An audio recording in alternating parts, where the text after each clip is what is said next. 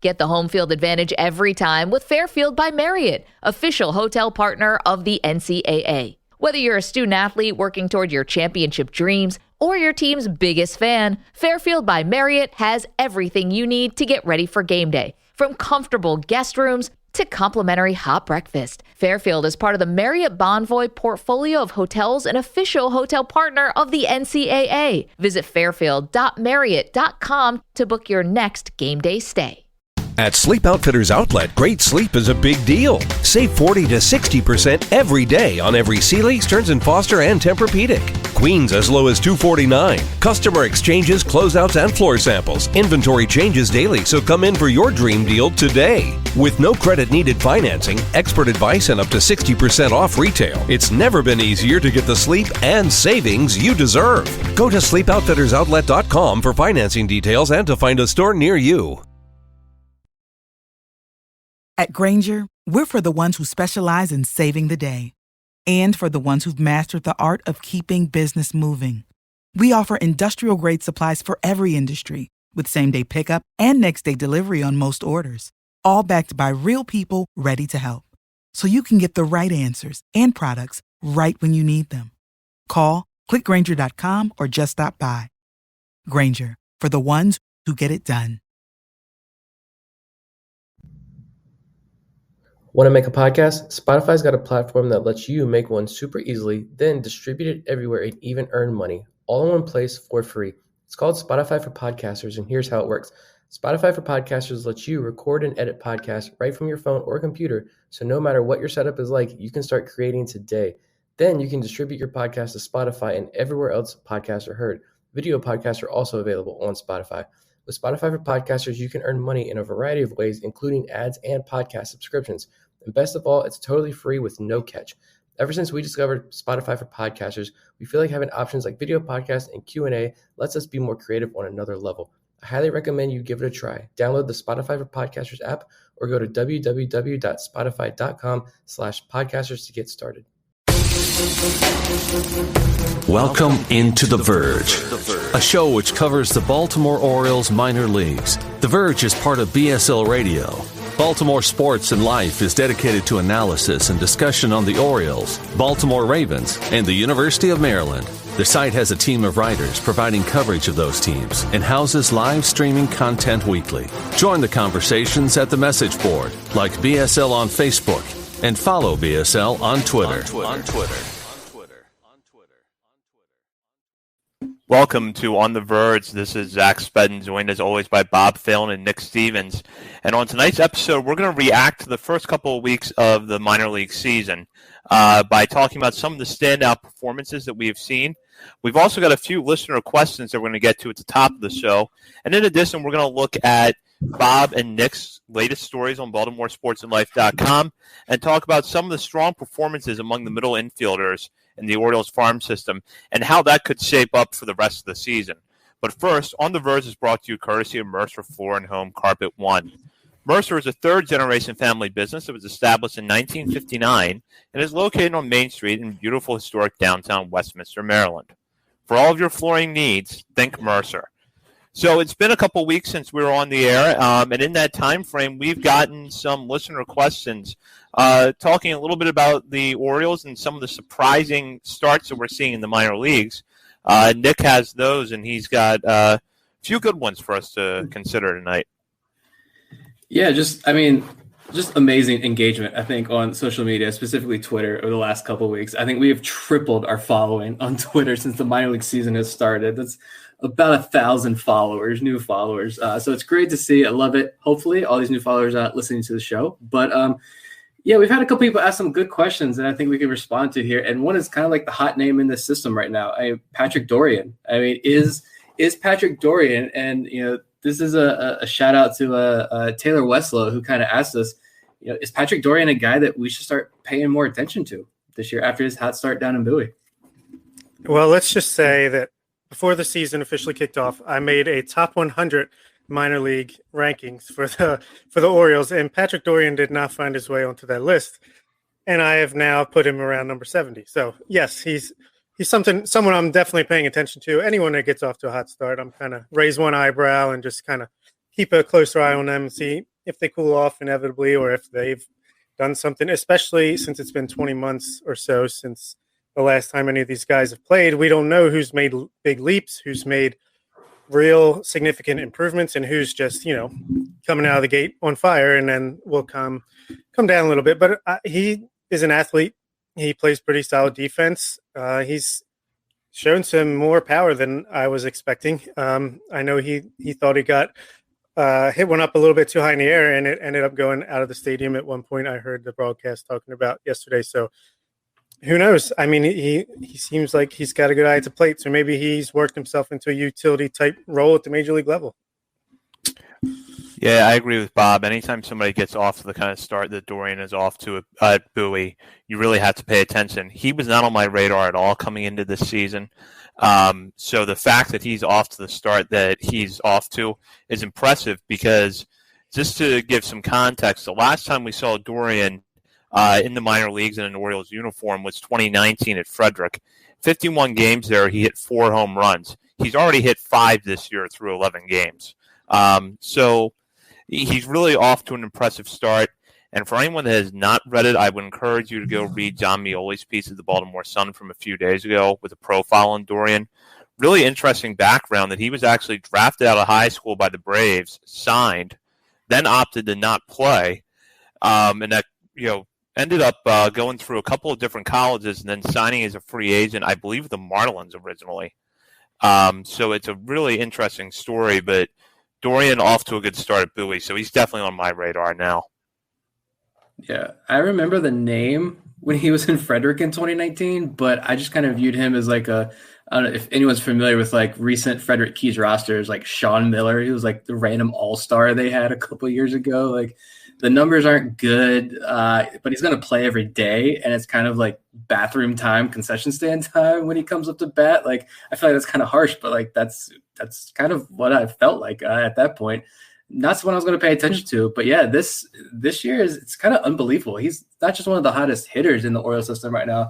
He's one of the hottest hitters in all of minor league baseball. And I think a lot of people would look at his age. He's 25 years old now and kind of ignore that right off the bat. But I mean, and he's also not going to jump up on any top 30 list, I think, when anybody updates their list. But I mean, I think you hear a lot of times in minor league baseball that development isn't linear. And Dorian, I think, is a good case with that. I mean, he's hitting the ball really well this year and he looks good. And the defense, may not always be the cleanest over at third base, but he's made some really good plays over there.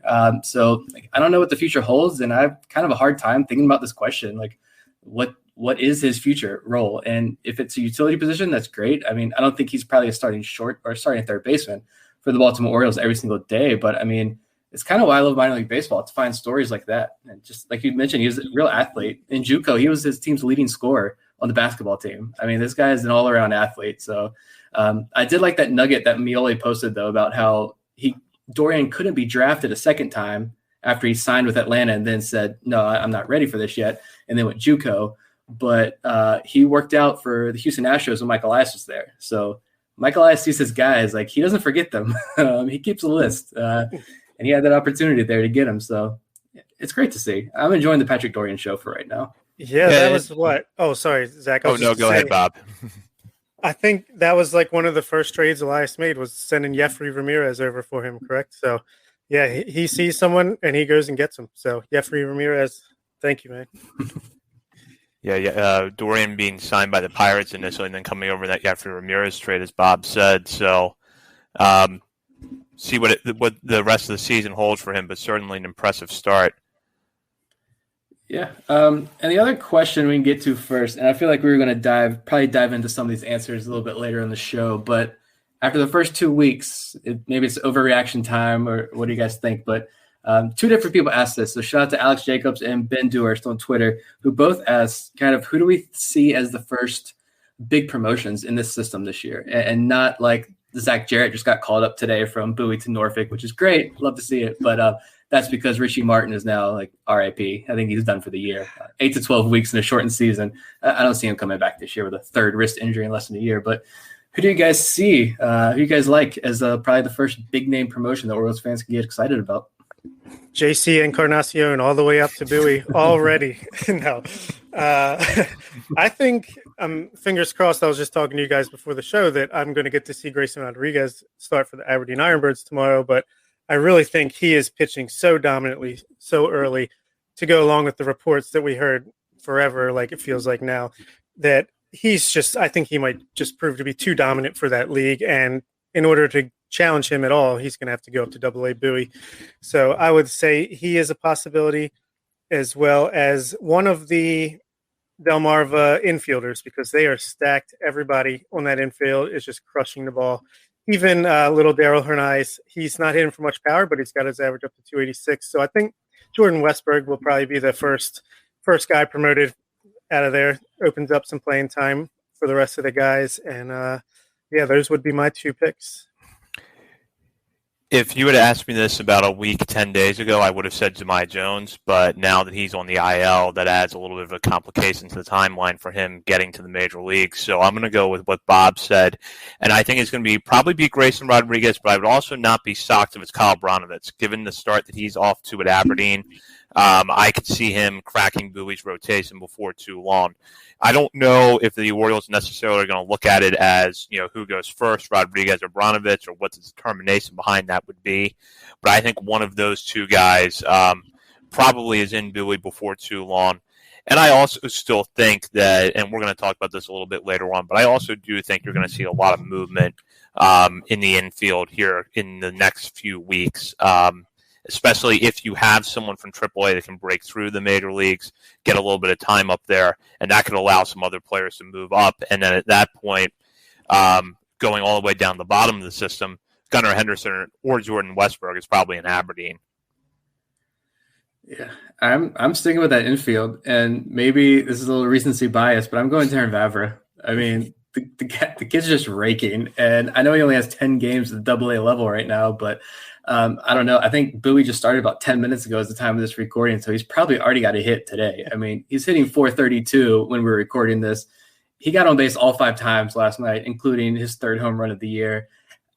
I don't know. I think we saw Mason McCoy just come out and rip apart high A in 2019 and then get promoted to AA really quickly. And I know Terrin Vavra and Mason McCoy aren't the same type of prospects, but who's playing second base, shortstop, that kind of positions at Norfolk now with Stevie Wilkerson's gone, up in the big leagues now. Jahmai Jones is out for a while. Richie Martin's gone. I think it could be Terrin Vavra. I don't know.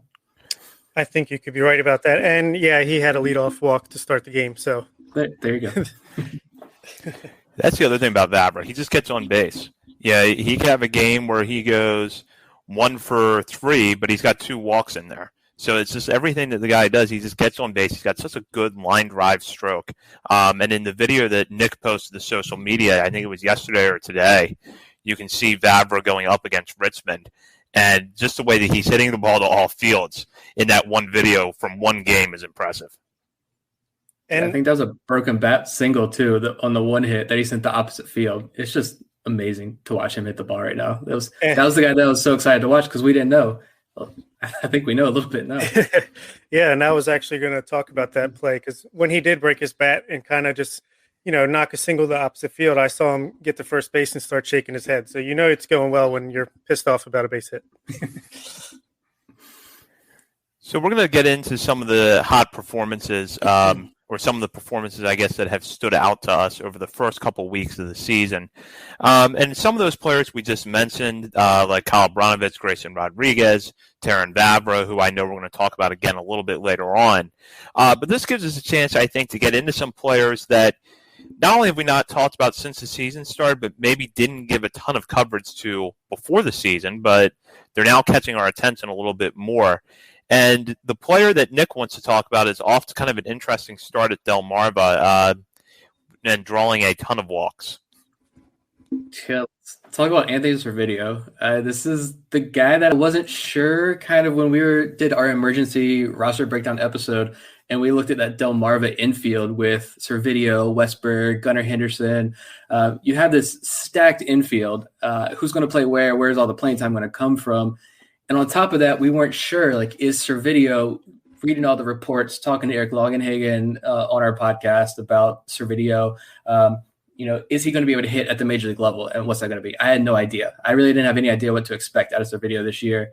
we knew the glove was elite, but there are a lot of questions there. And after just the first 2 weeks, I mean, he's kind of like my big prospect crush. I think him and Terrin Vavra.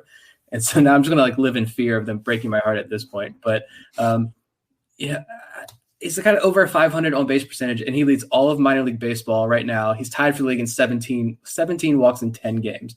It's astronomical. And at the beginning, he really wasn't hitting.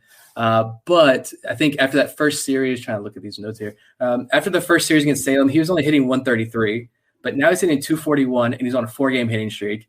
And he raised his on base percentage from 500 to 521 over the last week.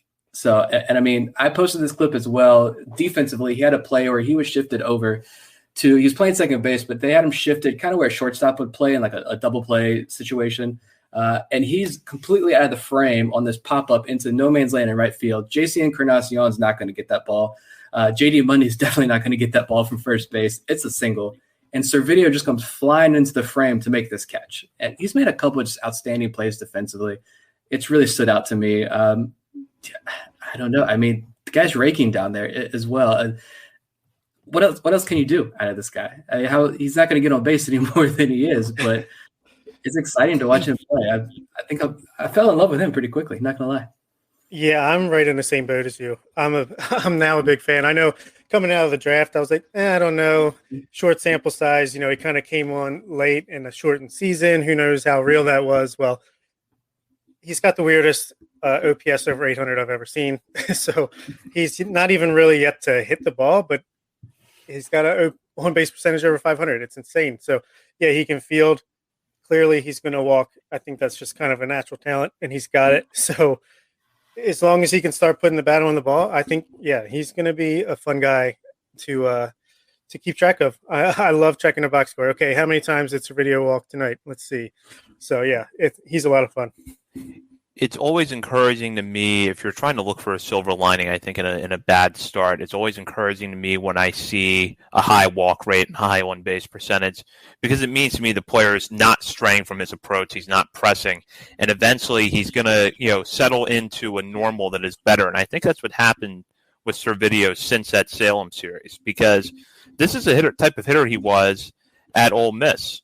And he didn't hit all that well until last year in the shortened season, but he was always a guy who drew a lot of walks, and then the reports on his defense were always good. So coming into this year, the question for me was what we saw last spring the sign of a breakout?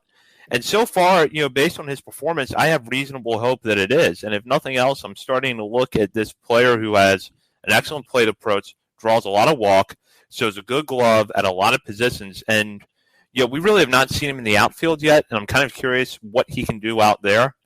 But what we've seen from him in the infield has looked great. Yeah, I just looked that up, actually. Let's see where he was playing. He's got 6 games at second base, 2 games at shortstop, 2 games at DH. I thought he might have played center field at some point, but I guess Richie Martin's playing center field before he died yesterday. And then Adam Hall's out there in center field, which that's a conversation I think we should have, maybe not this week, but soon, sometime, about Adam Hall. I'm surprised you haven't seen Servideo out there quite yet, because Hernandez is down there as well. But yeah, the 2020 draft class as a whole, I don't know how much longer they're going to be in Delmarva, to be totally honest, these college bats at least. Yeah, exactly. And obviously this is not a new observation, but the good thing about someone that just walks and walks is you go into a slump, you still get on base. Because if you have a good eye, you have a good eye. I mean, if you're not hitting the ball, look, just imagine if Ryan Mountcastle right now actually took some walks, maybe it wouldn't look so bad. And I actually saw someone call him the next Chris Davis today. So that's indictment. But yeah, so gotta love it. Well, and the thing is, the Orioles have really not developed these type of prospects, and this is one criticism that was, surrounding the Orioles constantly during the Dan Duquette years. They couldn't get a bat that just got on base. They couldn't get a hitter out of the farm system, was homegrown, who came up and could get on base. Their free agent acquisitions tended to lean towards guys that hit a lot of home runs but didn't necessarily get on base. Now we're starting to see signs that the Orioles can develop players who are going to draw walks and have good plate approaches. And at the lower levels of the minor leagues, Servideo is, to me, one of the most glaring signs of that. Yeah, I posted this earlier, browsing stats earlier today. Servideo leads this is all of minor league baseball qualified hitters. Servideo is number 1 with a 35% walk rate. Shane Fontana is 6th in all of baseball with a 28% walk rate. Patrick Dorian's got a 26% walk rate. He's 16th in the league. And Kyle Stowers is 22nd in all of baseball with a 24.6% walk rate. And then you got Adley Rutschman there at 22% as well. So, I mean, these guys, especially at the lower levels, are walking. Yeah, I know Rutschman walked 10 times last week and only struck out 3. So walk. Let's go. Walk your way up to the major leagues. Let's go. So going on to Bob's pick now, an outfielder drafted a few years ago that I think had dropped off the radar a little bit before this season, but is off to a solid start at Bowie. Yeah, we looked at the Bowie roster coming into the season, and it was a lot of guys who are in between the decent prospects that we have in AAA, and then obviously the more exciting guys coming up below them. And Robert Newstrom is a guy who, he's a college outfielder known for his bat, and he missed a lot of 2019 from injuries, and then obviously missed 2020.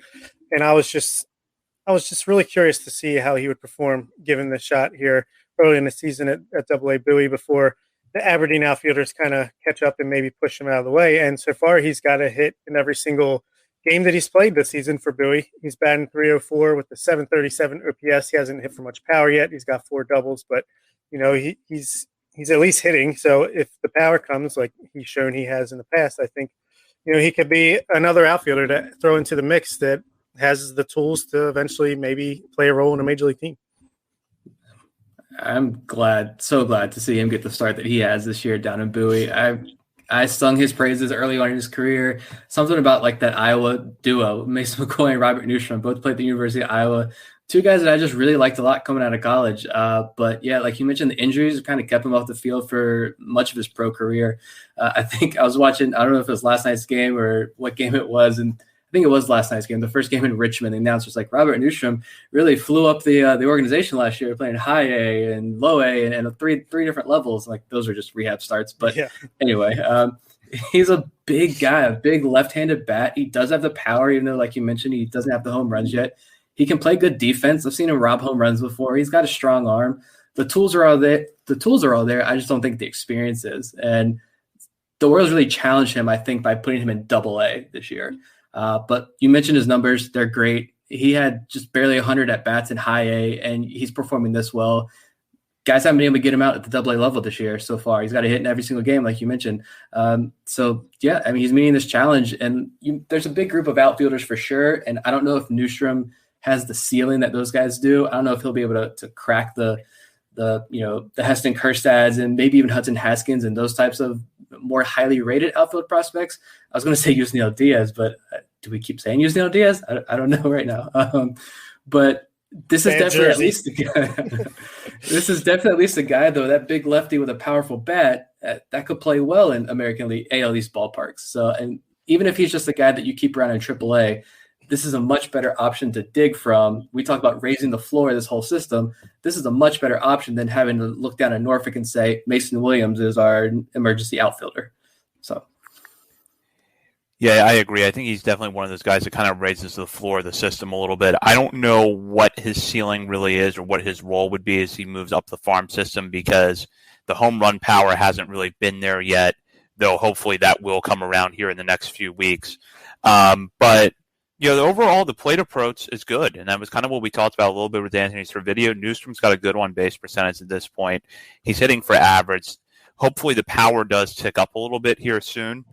But, he's off to a good start despite limited professional experience. I'm certainly encouraged by it. I don't know where he fits in to the organization's outfield depth right now, especially when you look at what's above him. But this is a solid start for him. And I think that if nothing else, if he had fallen off your radar after last year or even after 2019, he should be back on it now. To me, he's kind of like, obviously not the first round pick, but DJ Stewart type where, he's every time you look throughout his minor league career, he was kind of underperforming. He wasn't performing up to that first round type of pick, but he just performed well enough to advance. And then he obviously has made his way onto the major league. So I kind of feel like Newstrom's just going to have to perform enough to keep climbing up the ladder and hopefully get his chance one day. But at the same time, hopefully our outfield is better than it was to allow DJ Stewart a chance. The guy I'm going to – oh, go ahead, Nick. No, we go ahead. We move on. Okay. The guy I was going to talk about in this segment is someone who's off to a really hot start at Aberdeen, and that's Joey Ortiz. The book on Ortiz, since he was drafted out of college by the Orioles out of New Mexico State, has been that he's a glove-first shortstop who was not going to hit well enough to professional level to be an everyday major leaguer and would basically have to get to the major leagues on his defense. He's flipped that script a little bit this year, and the power has been there. He's off to a hot start at Aberdeen. And while you could look at this and say small sample size, and this can't sustain itself, a lot of signs that we saw early in the year pointed to this. Matt Blood praised him just before the season started as a guy who was really turning the corner offensively. And Keith Law actually gave Ortiz a very positive write-up after seeing him, I believe, on opening day against Wilmington.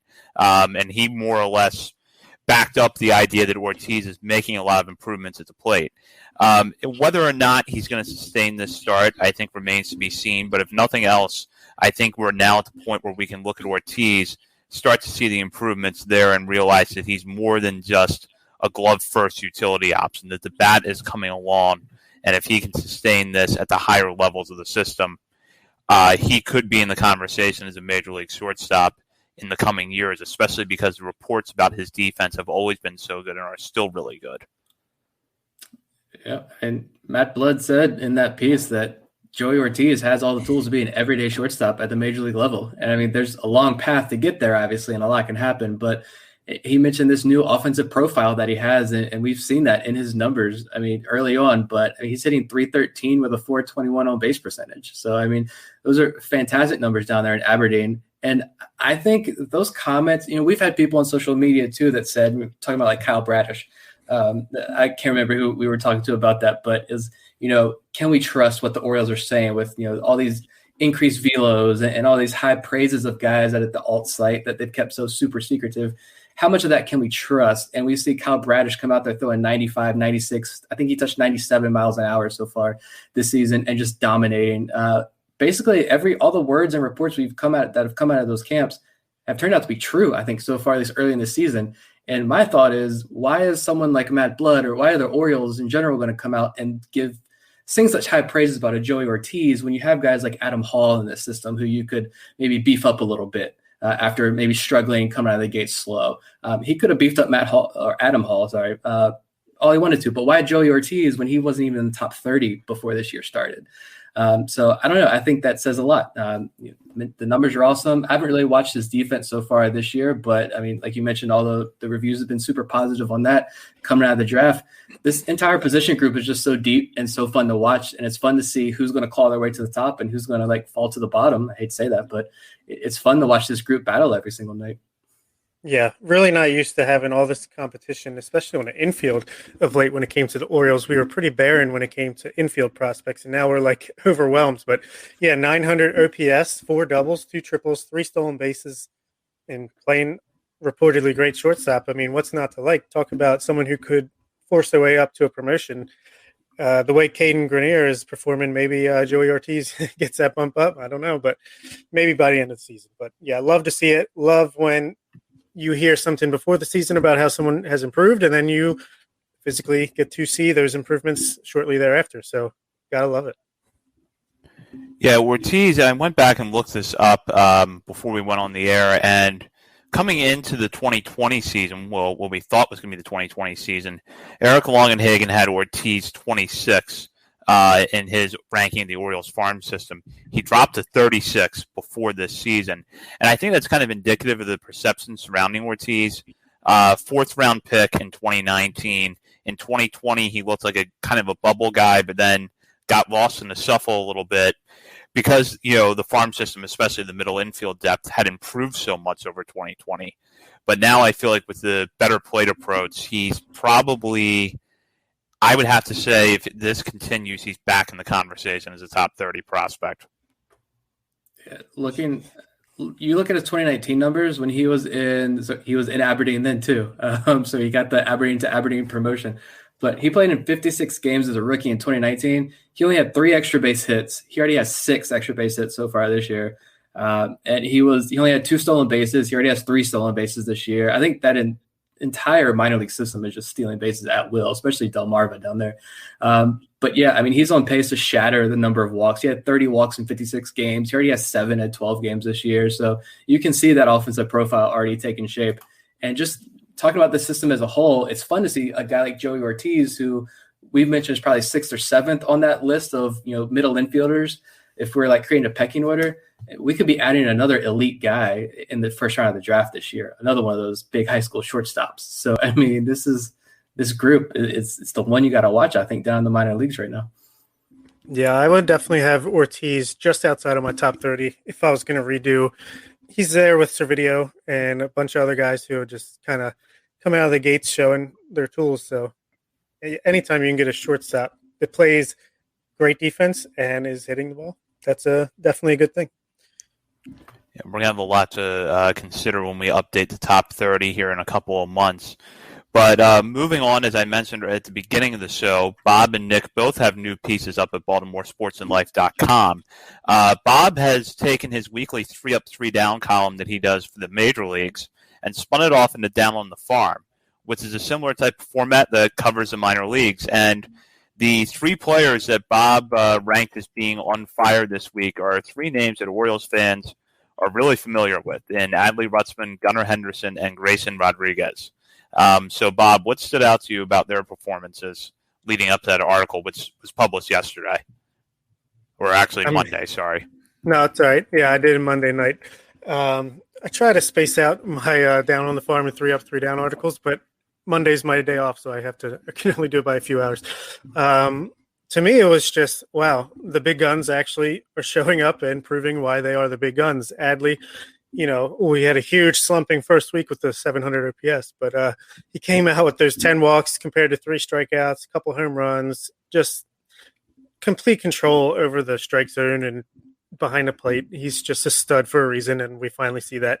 Gunnar Henderson, you heard he's finally a top 100 prospect. Well, he clearly was motivated by that and came out and crushed 4 doubles, a homer, 13 RBIs in 1 week. I mean, kid was just insane.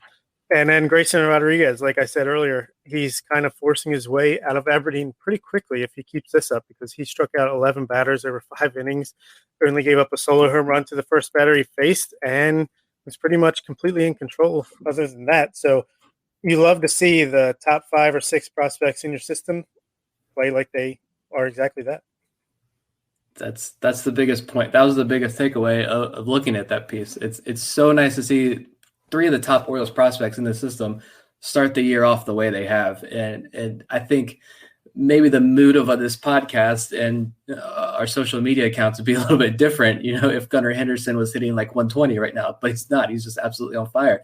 No, that's Adam Hall. Yeah, seriously. Like these look like grown men on a high school field right now. Honestly, all 3 of them. And like, imagine questioning if Adley Rutschman is overmatched at AA, or questioning his strikeout rate that he had the first week of the season. I think it was MLB Pipeline, their last podcast, where they did a mailbag episode or something, and they took questions, and they're like, well, there's a question about Adley Rutschman's strikeouts, and we're just going to throw that one away. Like, it's 1 week of the season. He's walking like almost 25% of the time now, but it's week 2 and they're already refusing to pitch to Adley Rutschman. If you're one of these pitchers that I think you're already working around Adley Rutschman, like in AA ball, like if you're afraid to see Rutschman in the box, you just take your ball and go home. Like, you shouldn't be pitching in AA right now, honestly. Like, but who wouldn't be afraid of Adley Rutschman is Gunnar Henderson, because that kid is 19 years old and is just on fire. Like, I mean, this is, I don't even know what to think about these kids right now. Grayson Rodriguez, I'm pretty sure he tore somebody's ACL in that box in that game. And best of all, that was a Hudson Valley, who was a Yankees affiliate. So that was even better to see those 11 strikeouts. I mean, it's really exciting to watch these guys. And I just don't know what else to say right now. So in the ice cold section of Bob's piece, there was Richie Martin, who we talked about earlier, has since gotten hurt. He's probably going to be out 8 to 12 weeks, which is a lot of time in a shortened minor league season. Caden Grenier, who we've talked about a lot on the show, we love his defense, but the bat has left a lot of question marks, and his performance at Bowie lately is kind of underscoring those question marks. The last guy on the list is someone I want to talk about too, because he's in Nick's story as well, covering prospects that the Orioles have acquired from the Angels since the 2019 MLB season ended, and that's Garrett Stallings. Stallings landed in here with one pretty bad outing against Hudson Valley, but up to that point had been pitching pretty well. So, Bob, just your general thoughts. I know you put him in the ice-cold section here, but do you think there's a little bit more to Stallings than that?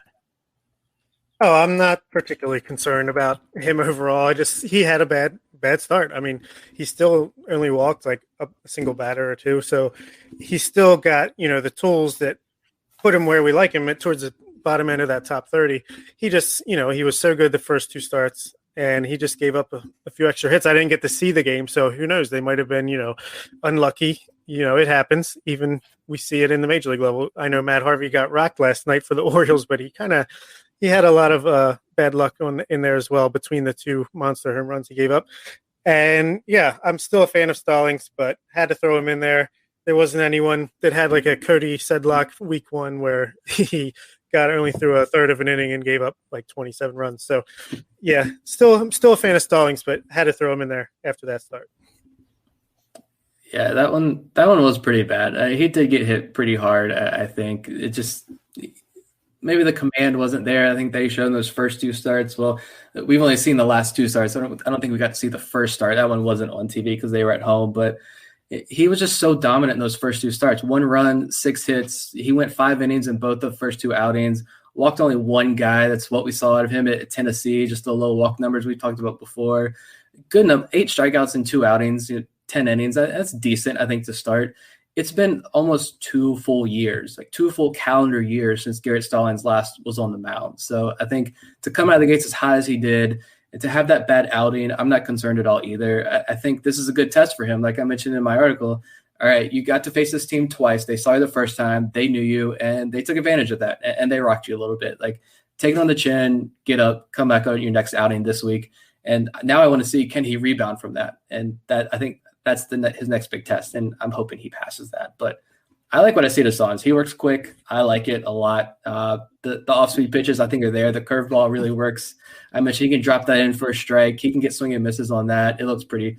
I noted Eric Longenhagen calls this stuff really vanilla.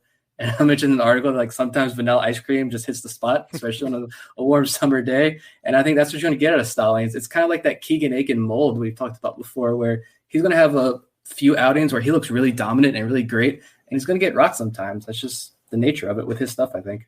I wonder if he's a guy that, obviously he's known for not walking anyone really. So is he a guy that needs to learn that you don't always have to be right at the plate? Maybe a couple more walks would be good for his game as far as getting, weaker contact and more swings and misses. So that's something I want to pay attention to. Yeah, I'm not too concerned about Stallings. That is a good point, Bob, and it's something I'm be interested to see if he does have to adjust his approach at some point. But so far, I know he had that one bad outing, but I'm not too concerned. I like the fact that the walks are low. Up to that point, he was pretty much the pitcher that I was expecting and hoping for, working quickly, like Nick said, getting ground balls, not walking anybody, piling up some strikeouts up until his last start as well. So we'll see what he does from here, but I'm not too concerned either. And pivoting back over to Nick's piece on the Angels, former Angels prospects are now in the Orioles system. So, Nick, I know that Kyle Braddis is really the big name here. What is it that has stood out about him at Bowie so far? He's a power pitcher. I mean, this is a guy, I think, when you watch Michael Baumann pitch, I see a lot of that in Kyle Bradish, I think. Except Kyle Bradish has a really funky delivery, that really over-the-top delivery, which he can get wild. He's going to walk guys. We talked about that before in his one season in L.A. when he debuted at High A, which I think speaks volumes about what organizations think about him. But, yeah, the walks are an issue so far, but not really so much this year, I think. And we mentioned Matt Blood before in that pre-camp article where he said we got to start putting Kyle Bradish in that same conversation as Grayson Rodriguez and DL Hall. And when I saw that, that took me back because this is a guy who I think we mentioned before as well, like a pitching preview episode. you look at different lists, Bradish is all over the place. I mean, he's close to the top 10 on some lists. He's not in the top 30 on some lists. And he only has that 1 year of experience, and then 2020 hit.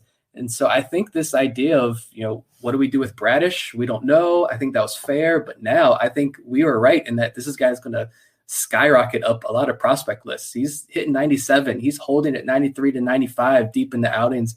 He looks strong. He looks really dominant out there, to be totally honest.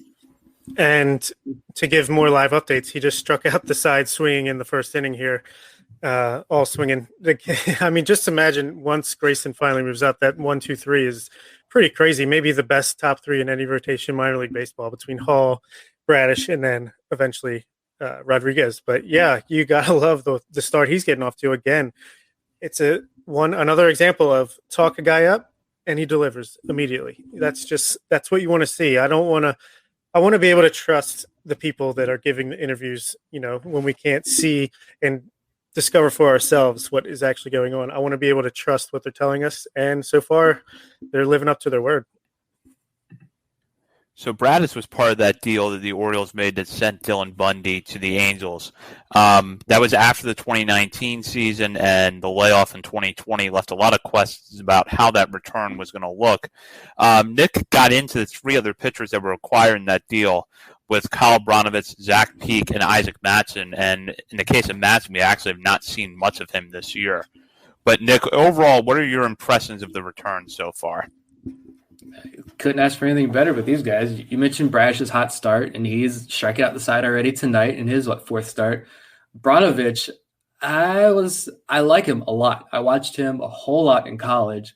I was worried about, what's he going to look like to begin this year after a huge layoff, over 700 days since his last outing, and that was a college game in the CAA. I'm a big CAA fan. I'm a CAA guy.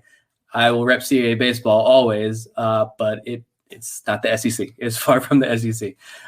And so, that's great and all, but he's come out this season, 3 starts, 15 and 2/3 innings, 4 hits, 2 runs, 1 walk, which I think might have come very late in that third outing, 17 strikeouts. So a .32 whip through his first 3 starts.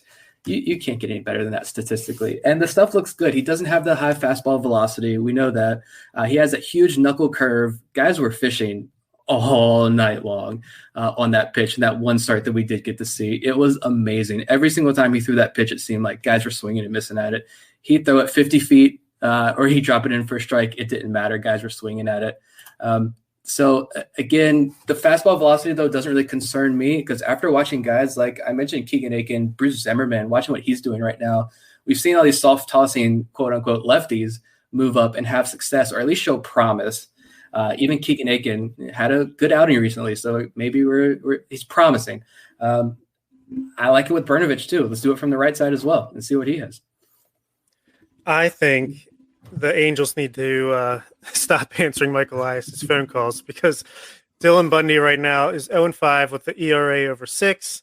Alex Cobb is on the injured list with the 5.5 ERA, and Jose Iglesias has a mid-6 OPS, not doing too much there. So that's let alone the fact that I like every single player that we got back in those trades. I really don't understand the people that I could understand not loving the Jose Iglesias trade at the time, but especially now after the way it's turned out, that seems like, another at least double for Elias, proverbially. I don't get it, but I'm a huge fan of the trades and I'll trade with the Angels any day of the week. Yeah. So speaking of Alex Cobb, we, unfortunately don't have a lot new to talk about because he is on the injured list right now.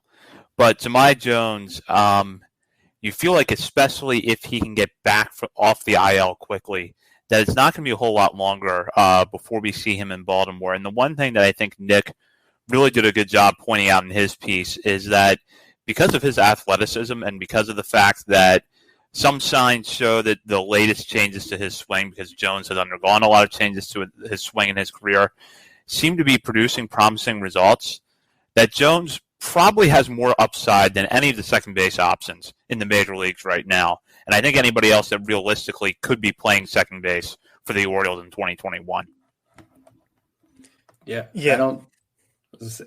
Stevie Wilkerson's not the answer. Like, thanks for what you've done. It's great, but like, you're not the answer at all.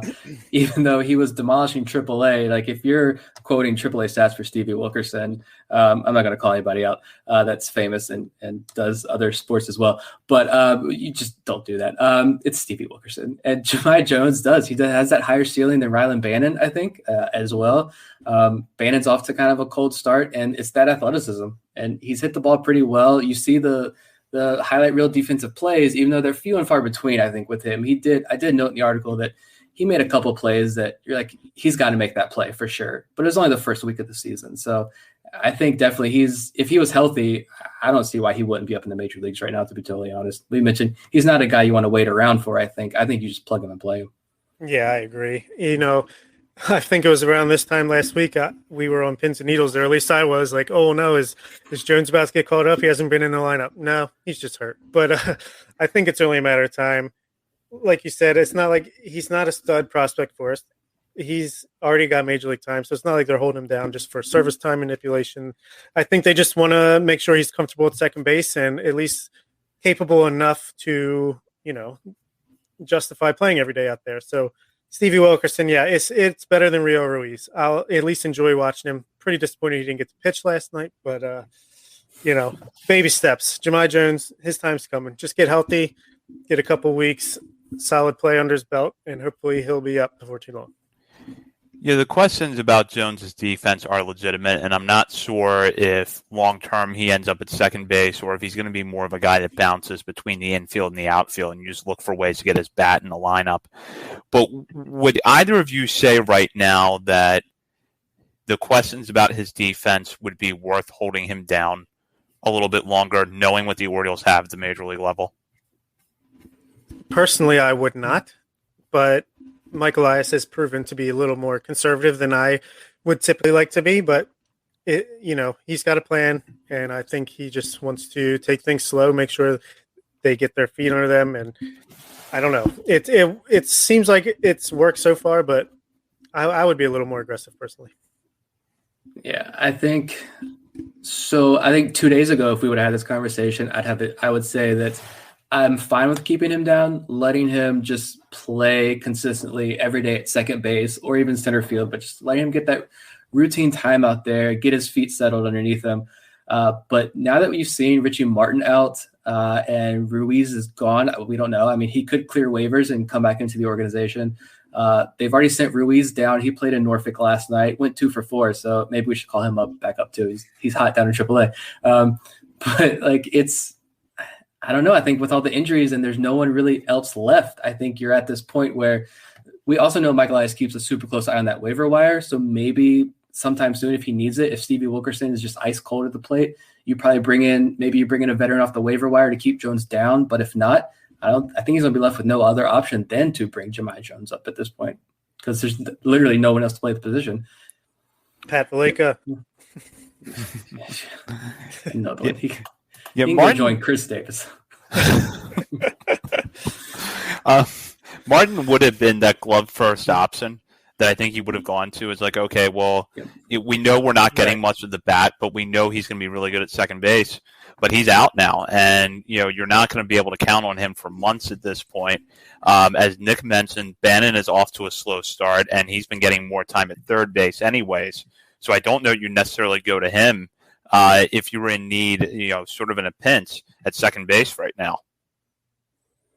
Yeah, it's a good point. I think Bannon might be a guy you see closer to the end of the season. I mean, I still like the guy, but he is who he is. He's a guy that is going to be a role player, ultimately in a perfect world, I feel like, well, on a major league team. So yeah, he's proven that he's not quite ready yet. So Jones is going to be it if they really want to bring someone up. There is one option. I did forget about this. There's one option. Could this be the time for Mason McCoy to shine?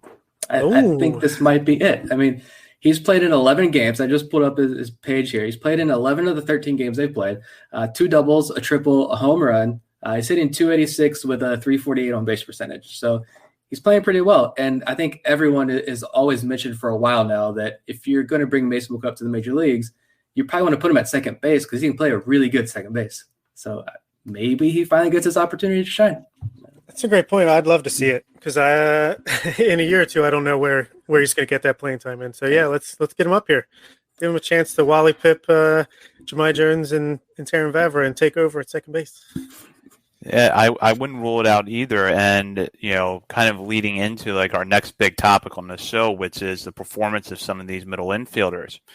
If you wanted to get Terrin Vavra to Norfolk sooner rather than later and set him up to basically have substantial, consistent playing time, promoting McCoy to the majors could be an option, especially because I think McCoy's glove is probably big league ready. We don't know much about the bat, but I think the glove, he's going to give you good value both sides of the second base bag.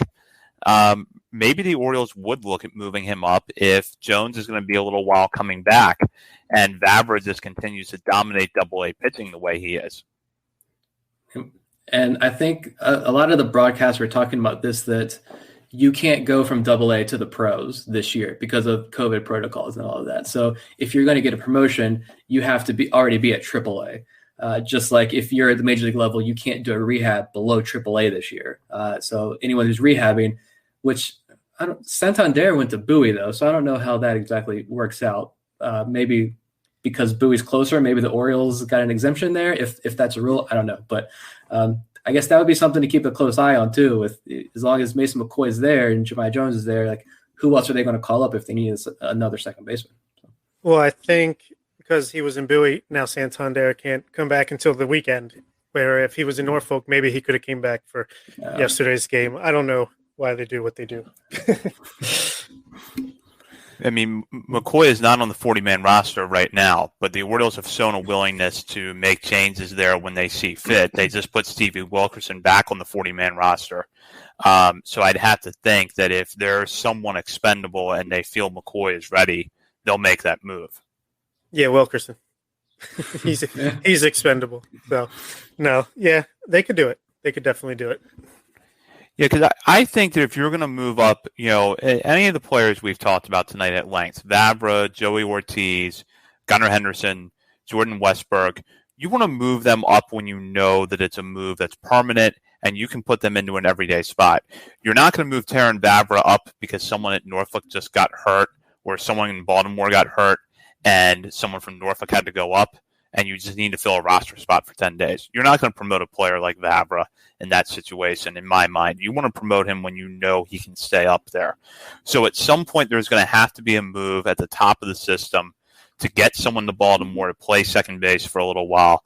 And then at that point, I do think we'll see a little bit of a domino effect where Vavra goes to Norfolk. Maybe by that point, Ortiz is ready to go to Bowie, and someone from Delmarva breaks through to Aberdeen. Honestly, I wouldn't be shocked if most of Delmarva's infield is in Aberdeen before the season ends. But that there is going to, at some point here, probably before too long, be that type of move. Because you're not going to keep Gunnar Henderson down in Delmarva if he continues to hit the way that he is. You're not going to leave Ortiz at Aberdeen if he continues to hit the way he is. And you're certainly not going to leave Vavra at Bowie a lot longer if he continues to rake the way that he is. Yeah, you're absolutely right. I mean, I think the entire Delmarva team could be in Aberdeen by August just because there's so many guys that are going to either go to GCL or they're just delaying their season for a while. I don't know. I feel like there's a lot of guys still, like Greg Cullen. Where's he been? Kobe Mayo, he'll obviously be GCL, but eventually these guys are going to work their way up. And I just feel like that log jam at the top is what's kind of slowing everything down. But I think Terrin Vavra will be in Norfolk by the end of June, as long as he, keeps hitting. Doesn't have to hit 400, but as long as he keeps hitting, I think he'll be in AAA by the end of June. Yeah, and one other thing with Vavra too, I think it was last night's game. He kept drawing throwovers to first base when he got on base that first time, and he wanted that stolen base, and he wanted it bad. But they got him by just a hair, and I love the attitude he showed. Like you mentioned, the broken bat single, and him shaking his head, mad he only got a single there, I guess, or maybe it was mad he broke the bat. I don't know, but mad that he got. He was playing chicken with that pitcher, and unfortunately the pitcher and catcher won, but he wanted it so bad. So he's definitely an animal out there on the field, and I think it's doing the roster preview episode, just trying to think about the conversation we were going to have about, okay, where do these guys get playing time in Delmarva? It was hard enough. And now if we're like expanding this to the whole system, it's even harder. It feels like you're trying to put together a Rubik's Cube almost, and you've got it, but then that move ruins everything else. And I don't know how this is going to shake out, but I think Vavra does move up to AAA soon, not just because you need someone else to play second base, but because he's earned it. And honestly, a name we haven't mentioned really at all that I've kind of liked, the bat has been pretty quiet, but I've really liked his play on defense has stood out, is AJ Graffinino, to be totally honest, in Aberdeen right now. So maybe he's the guy who replaces Vavra at AA, Bowie. And then that way, I don't know if Joey Ortiz moves up quite yet. I think he would stick around Aberdeen for a little bit longer just because maybe he's a little bit younger, doesn't really have the experience. But then even if you keep Ortiz in Aberdeen, you move Graffinino and Vavra up, you've got Henderson and Westberg could easily move up to Aberdeen and get plenty of playing time in the field and in the lineup, and probably keep Servideo then in Delmarva probably just for a little bit longer just to see if he can keep hitting on a regular basis.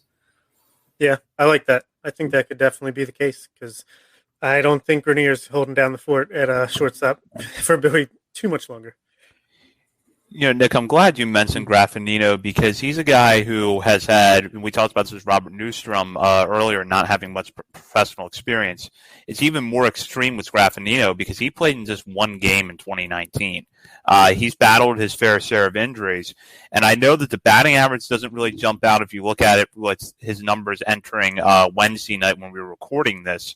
He was hitting .226, but he has a .366 on-base percentage. Based off of what I've seen so far, I've liked the defense. And that's kind of what we knew he was coming over from Atlanta. A hitter who could get on base, looked really good in the field. There were questions about how the bat was going to come around and if he had a little bit more power than he had shown. I don't know if that's going to be the case, but the glove is definitely there. Yeah. I mean, Tommy Malone's not, is he even in baseball anymore? I don't know. It's so like, we got Graffinino there. That's a guy who you definitely keep around. How is he compared to like a Mason McCoy? Would Graffinino be an upgrade over a Mason McCoy or a Rylan Bannon maybe as this kind of depth AAA piece? I don't know yet, but I forgot they only played one game in 2019. So really, it's been almost 3 years since he's played a real professional game, I guess. And he's playing pretty well. Like you mentioned, yeah, the defense definitely sticks out, and that on base percentage is pretty nice. All these guys just walk. Orioles prospects. Who knew? Who knew it was possible? Well, we'll certainly have our eye on a lot of things in the Orioles minor league system between now and next week when we come back on the air to discuss more Orioles prospect coverage and any big news that happens between now and then. Continue to follow us on Twitter at BSL on the Verge. You can see video updates there nightly, along with a lot of other good updates from each level of the minor leagues. Check out BaltimoreSportsAndLife.com for the latest coverage on the Orioles, Ravens, NBA, and soccer. Some of the stuff that's going on there right now. You can feel free to join the message board and check in on the discussions there and weigh in with your thoughts. Since we haven't been on the air in a couple of weeks, I'm going to see if Nick and Bob have any final thoughts for us, starting with Nick. Yeah, I'm buying all of the Nick Vespi stock while everyone else goes into these fake currency stuff, whatever they are called. I don't know. I'm buying Nick Vespi stock. The stuff is disgusting. 9 innings pitched, 1 run, 1 walk, 15 strikeouts, 80 grade flow on the mound. I don't know what Justin Ramsey's doing down there in Bowie, but it is working with this pitching staff. This has been a whole lot of fun just watching this entire system. Like, honestly, I've watched one Orioles game since the minor league season started, and it was like that second game of the Mets doubleheader. I haven't watched another single inning of Orioles baseball since then, to be completely transparent and honest. It's been all minor league baseball, and I've had so much fun while Orioles Twitter goes into a meltdown over Matt Harvey. Come watch these minor league games because you will not be disappointed. Yeah, that's a good call. Vespi coin is rising. Yeah, I'm very impressed with him, especially because he last pitched at Delmarva. I know he's a little bit older, but man, to make the jump all the way to Bowie and still just be absolutely filthy. I mean, this is a guy who's rising fast, so good call there. I would like to shout out another guy who's JC Escara. I mean, this is a guy who I think he was drafted as a catcher, and he kind of has some raw power and transitioned more to first base. And I was kind of like always waiting for him to kind of break out a little bit. Never really happened, but this year he's started really, really strong. He's got an OPS over 1,000 now after he just hit a double in the game live. I love providing these live updates, apparently. Yeah, he's a guy who he's a first base prospect that Tyler Nevin's disappointing. Andrew Doshback hasn't done much so far. So if you're looking for a first baseman, it's J.D. Mundy and J.C. Escara. So if you have a J and another initial and you play first base, you're doing pretty good. I gotta give props to Johnny Rider. He's off to a good start this year at Aberdeen. The bat looks really good. He was someone that's kind of emerged from nowhere after the 2019 draft and went right into pro ball and just hit. Ended up in Delmarva that year.